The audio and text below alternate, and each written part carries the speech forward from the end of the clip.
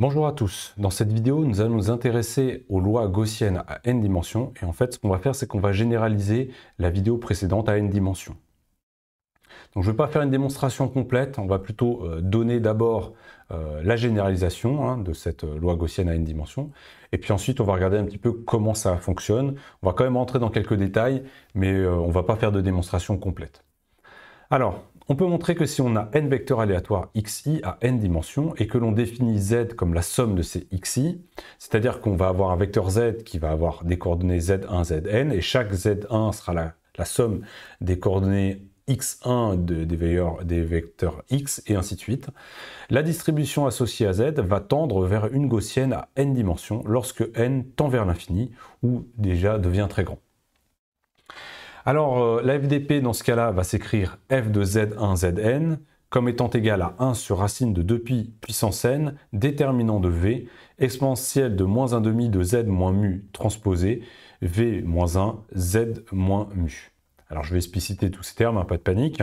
On voit qu'on a différentes choses qui apparaissent dans cette équation. Le n ici, c'est le nombre de dimensions. Ensuite, on voit ici qu'on a une matrice V qui apparaît. La matrice V ici et là, ici c'est l'inverse de la matrice V, c'est la matrice de variance-covariance. Et enfin, on a le vecteur mu ici, qui est le vecteur moyen de Z. En fait, ce qu'on va faire, c'est qu'on va faire la moyenne de la coordonnée Z1, la moyenne de la coordonnée Z2, etc. Et donc, ça nous donne un vecteur qu'on note le vecteur mu.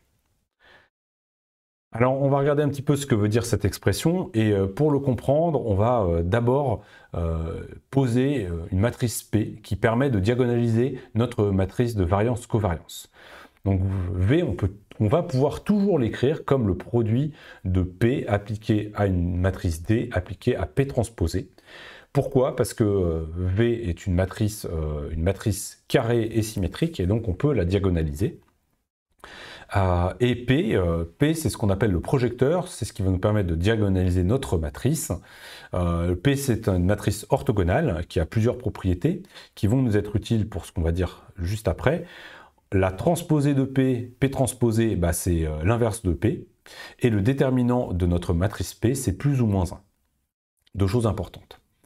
Alors une fois qu'on a ça, on peut regarder un peu la tête de notre matrice D. D, c'est une matrice qui va être diagonale, donc il va avoir que des valeurs positives sur la diagonale, et ces valeurs, on appelle ça les valeurs propres de notre matrice V, en fait, une fois qu'elle est diagonalisée, et on va trouver ici les variances au carré.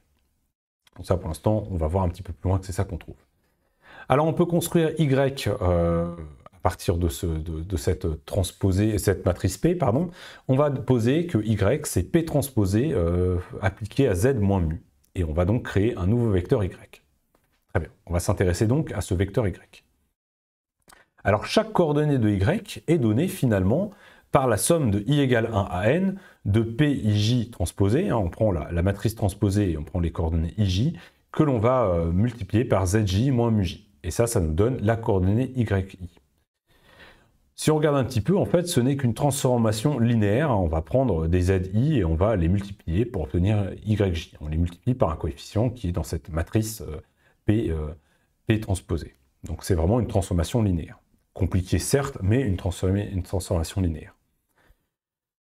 Alors, ce qu'on veut, c'est chercher la distribution, la FDP, pardon, de notre variable Y. Et donc, on va se servir de ce qu'on a vu ensemble, la FDP de Y, qu'on va noter G de Y1, YN, on va l'obtenir en trouvant le jacobien de la transformation, multiplié par f de x1, xn, sachant que x1, xn, ce sont les antécédents de y1, yn. Donc ça, on a déjà vu ça précédemment.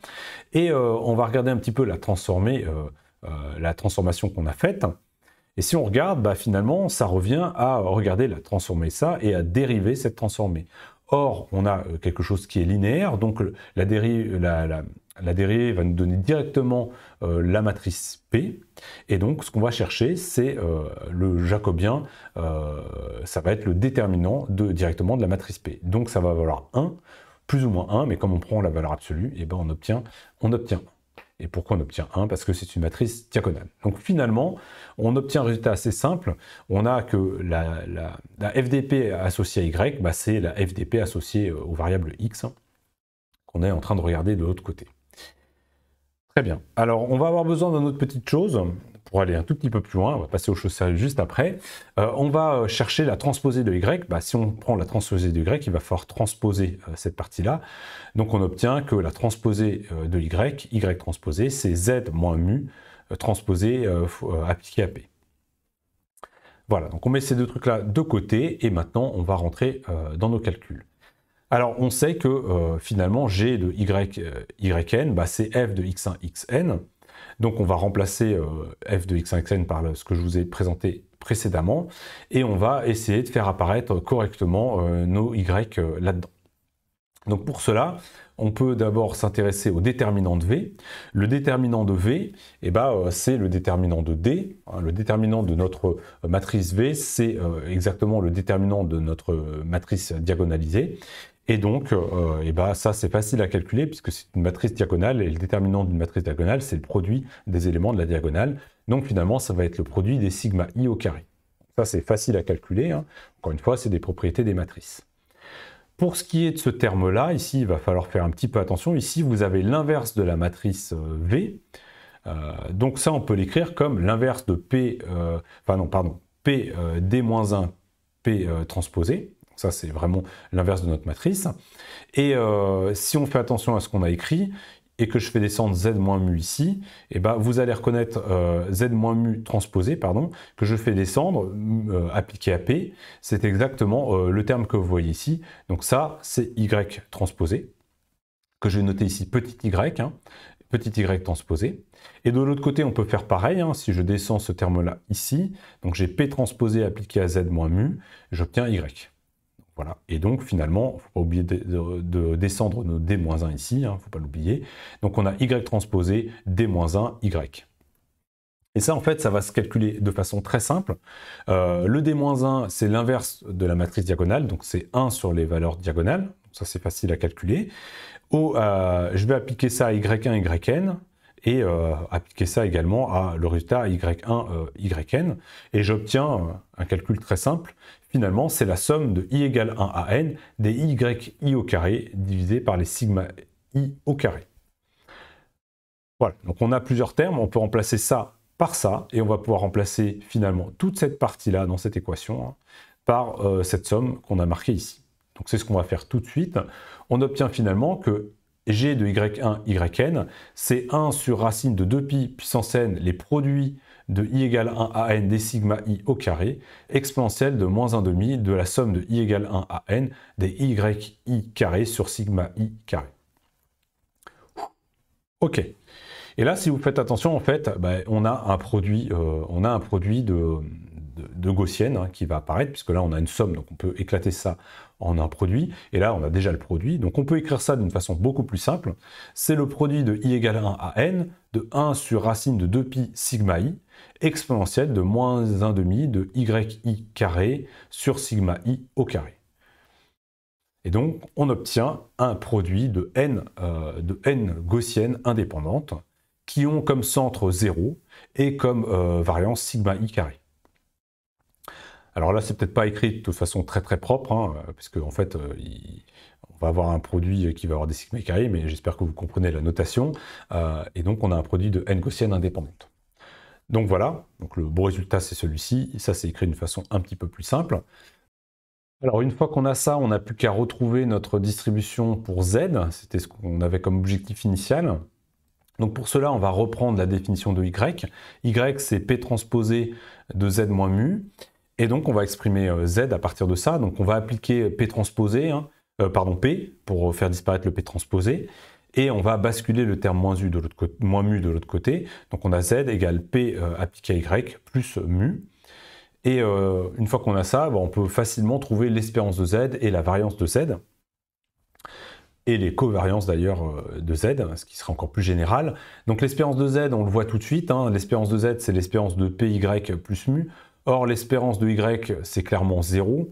Vous pouvez le vérifier en regardant la définition de y, puisque c'est x moins sa moyenne, donc ça fait 0 si on prend l'espérance.